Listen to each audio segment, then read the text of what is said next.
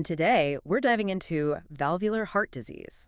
That's right. We're looking at a specific viewpoint article from the European Heart Journal that picked out the top 10 papers in this field from 2024. Yeah, and these aren't just from one journal. They looked across the big ones: New England Journal, JAMA, Lancet, EHJ itself, Circulation, JAC. So it's a really solid overview. And the authors who did the picking, Helmut Baumgartner, Bernard Young, David Messick-Zeitung, they're major figures in valvular disease. Right. They focused on quality, obviously, but also potential impact. Like, will this change how we treat patients? Will it spark new research?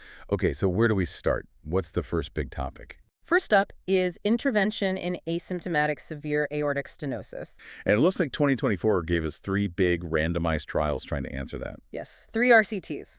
Let's start with Avatar. This one had a longer follow-up, median of 63 months, which is helpful. Okay. They enrolled 157 patients, relatively young, average age 67, low surgical risk STS score around 1.7%, and they all had a normal exercise test. So a specific group, what did they compare?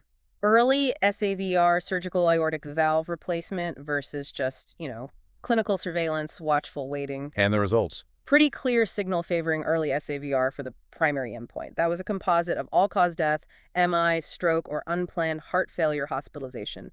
It was 23% in the SAVR group versus 47% in the surveillance group. P-value of 0.002. They also saw better outcomes for overall mortality and heart failure hospitalizations individually, but interestingly, not for cardiovascular mortality specifically. Okay. So a point for early surgery there, at least in that lower risk, younger-ish group. What of the next trial?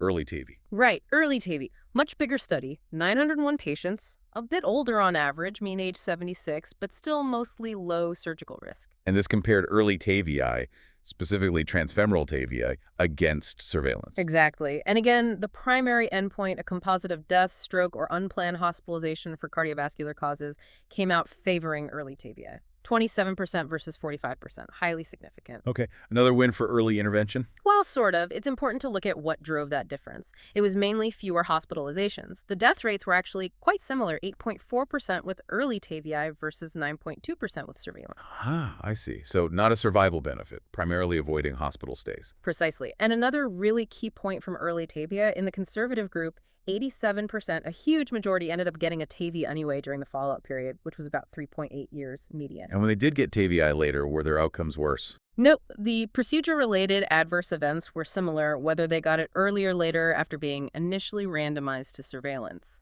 So it raises that question, are we just changing when they get the intervention? Interesting point. Okay, trial number 3 in this area, EVOLVED. This one had a different focus, right? Yeah. Fibrosis. Yeah, EVOLVED looked specifically at patients with severe asymptomatic AS who also had proven myocardial fibrosis on imaging.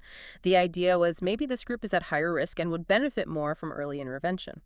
Makes sense. What did they find? Well, first, they had trouble recruiting. They planned for 356 patients, but stopped early with only 224. The primary outcome, all-cause death or unplanned AS-related hospitalization, didn't actually show a significant difference. It was 18% with early intervention versus 23% with surveillance. So no clear benefit there. Not for the primary outcome.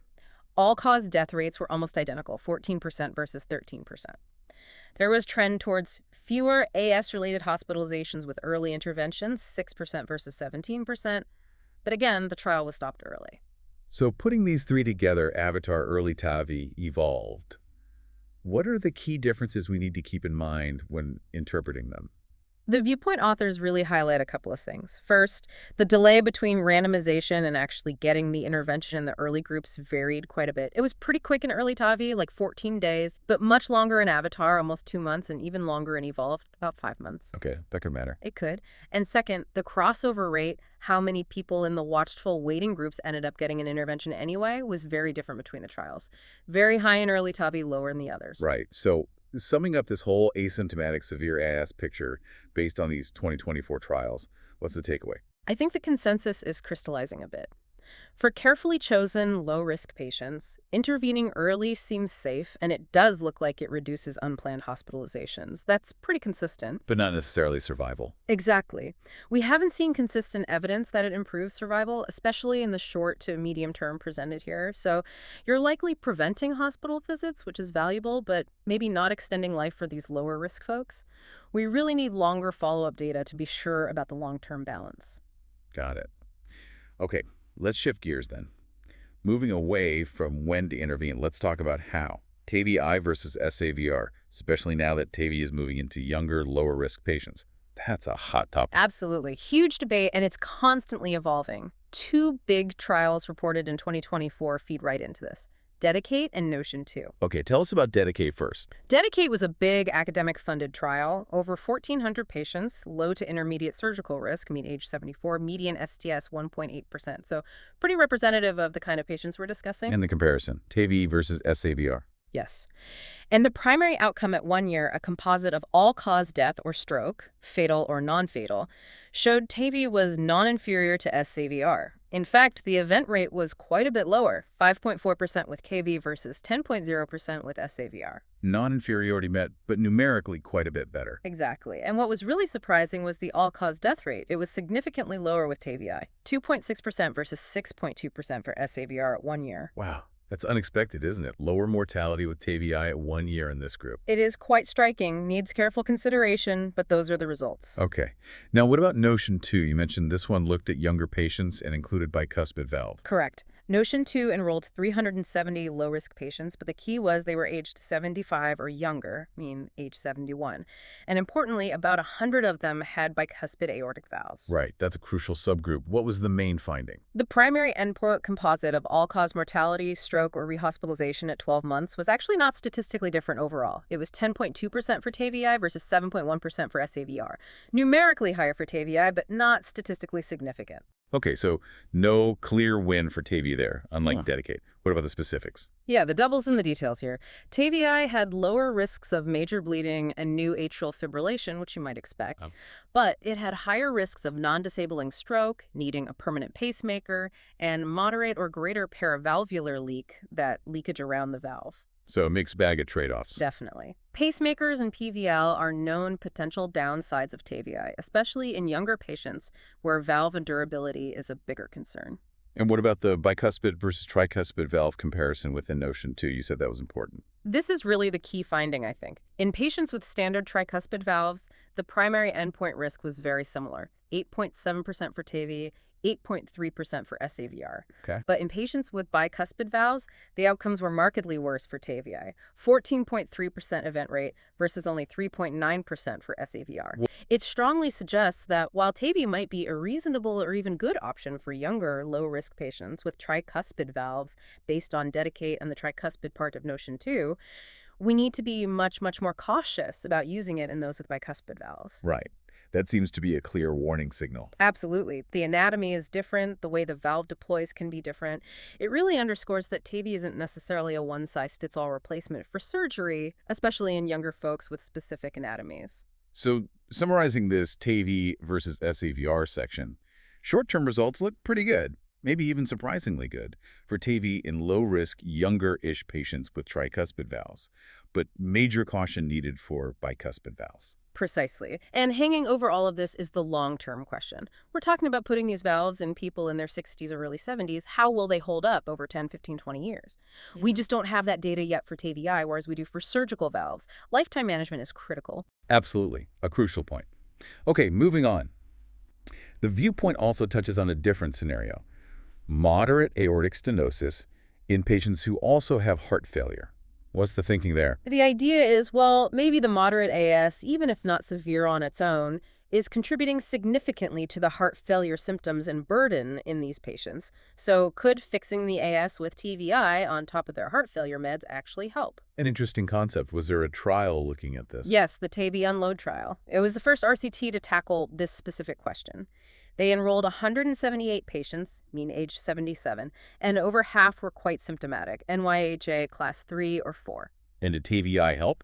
Well, it was associated with better quality of life, which is important, but Yeah. it didn't meet its primary hierarchical endpoint. That was a complex win ratio analysis looking at death, disabling stroke, hospitalizations, and quality of life improvement. The win ratio favored TVI slightly, but wasn't statistically significant. P equals 0.42. Why didn't it meet the endpoint? Small sample size. That's part of it, yes. The trial was stopped prematurely. Also, similar to early TAVI, quite a few patients in the conservative group, 43%, ended up getting TAVI within about a year anyway, mostly because their AS progressed to severe. So it muddies the waters a bit. It does. It makes it harder to see a clear difference between the initial strategies.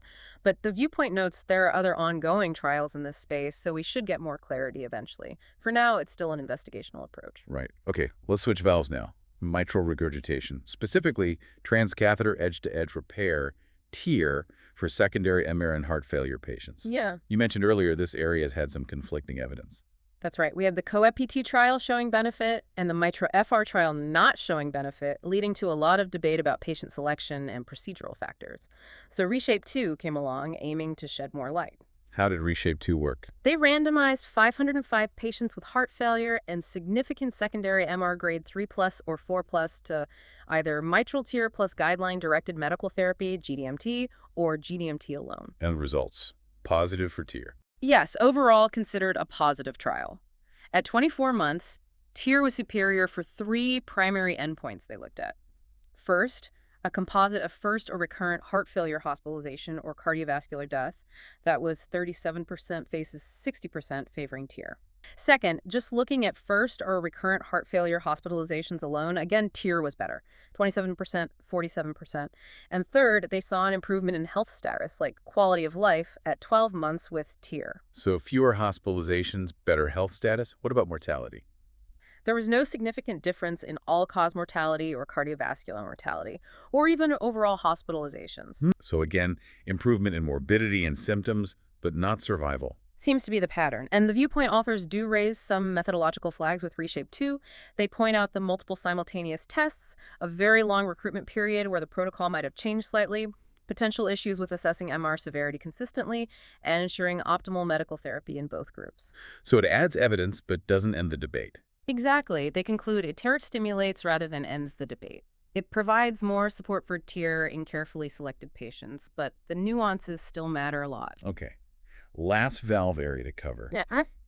The tricuspid valve. Yeah. Often called the forgotten valve, but getting more attention now with transcatheter therapies. Definitely, particularly for severe isolated tricuspid regurgitation, or TR. The big question is, do these new transcatheter treatments like TEER or even valve replacement actually improve hard outcomes like survival? Right. So what did the 2024 trials tell us? There was TRIFR? Yes, TRIFR focused on tricuspid TEER. They randomized 300 patients, typically older, age 78, with severe TR to TEER plus GDMT or GDMT alone. And the outcome? The primary outcome was a composite clinical endpoint looking at changes in NYHA class, the patient's own global assessment, or major cardiovascular events at 1 year. And that significantly favored the TEER group, 74% improved versus 41%. Okay, so patients felt better, reported better outcomes? Yes. And another complex hierarchical endpoint, looking at time to death surgery, HF hospitalizations, and quality of life, also favored TEER with a win ratio of about 2. What about survival and major events on their own? Again, no significant difference. The positive results were really driven by the patient-reported outcomes, the symptoms, and quality of life measures. Seeing a theme here. Better QL, but not necessarily living longer or avoiding major events. What about the other tricuspid trial? TRISCEND II. That's used a different device, right? Valve implantation. Correct. TRISCEND II looked at transcatheter tricuspid valve implantation, or TTVI. They randomized patients 2.1 to TTVI plus GDMT versus GDMT alone, about 400 patients total. And the results were similar. Broadly, yes. They used another complex hierarchical composite primary outcome, and it significantly favored TTVI, again with a win ratio around 2. And again, driven by symptoms and QL. Primarily, yes. No survival improvement, no significant reduction in heart failure hospitalization seen in the main analysis. Were there downsides to TTVI? Risks? Yes. TTVI is a more involved procedure than TEER. The trial reported a 30-day mortality of 3.5%, severe bleeding at about 10%, and quite a high rate of needing a new pacemaker, 24%. So there are definite risks to weigh against the symptomatic benefit. It really sounds like patient selection is absolutely critical for these tricuspid interventions. Paramount. And that leads nicely into the last study highlighted, which wasn't a randomized trial, but an observational cohort study called Registry. What did registry look at? It compared long-term survival, up to 10 years, in patients with isolated severe TR who either had tricuspid valve surgery repair or replacement versus those managed conservatively with just medication. And crucially, they stratified patients using the TRI-score. What's the tri-score? It's a score that reflects the stage of the disease. It includes signs of heart damage, but also damage to other organs like the liver or kidneys due to the chronic backflow from the leaky tricuspid valve. It predicts risk with surgery. Okay. And what did they find relating survival to the tri-score and intervention? They found that overall, surgical repair was associated with better survival than replacement. But more importantly, the survival benefit of any surgery compared to conservative management went down as the tri-score went up. Meaning? Meaning, if you intervened earlier, when the tri-score was low, surgery seemed beneficial. But in patients with a high tri-score, reflecting very advanced disease with multi-organ impact, there was essentially no survival benefit seen with surgery compared to medical management. So intervene early or maybe not at all in terms of survival benefit from surgery. That's the strong suggestion from this observational data. It really emphasizes the need for timely intervention in the right patients before the disease becomes too advanced. And it highlights why we still need good RCTs comparing surgery, transcatheter options, and medical therapy in different risk groups defined by things like the TRI-score. Okay, so let's try and wrap this all up. Hmm. Looking back at these top 10 papers from 2024 on valvular heart disease, what's the big... We're seeing lots of RCTs trying to answer really key clinical questions. For asymptomatic severe AS, early intervention looks good for reducing hospitalizations in low-risk patients, but the survival question, especially long-term, is still open. And for TAVI versus SAVR. TAVI looks increasingly strong short-term in younger, low-risk patients with tricuspid valves, maybe even better than surgery on some metrics. But the bicuspid valve situation is a major area needing caution and more research. And long-term durability remains the elephant in the room for KV in younger patients. Moderate AS with HF. Still an area of active investigation. TAVI Unload didn't give a definitive answer, but maybe hinted at QL benefits. We need more data. Mitral tear for secondary mistrust. Reshape 2 adds positive data, suggesting fewer HF hospitalizations and better health status, but the debate continues as mortality wasn't impacted and some methodological questions remain. And finally, tricuspid interventions, TEER and TTVI. Right. They clearly improve symptoms and quality of life, which is not trivial for these often very symptomatic patients. Absolutely. But so far, no clear impact on survival or hard cardiovascular events. And the registry data really drives home how crucial patient selection and timing are, likely before irreversible end organ damage sets in. It's a really dynamic field. Thanks for walking us through all that. And thanks to everyone for joining us.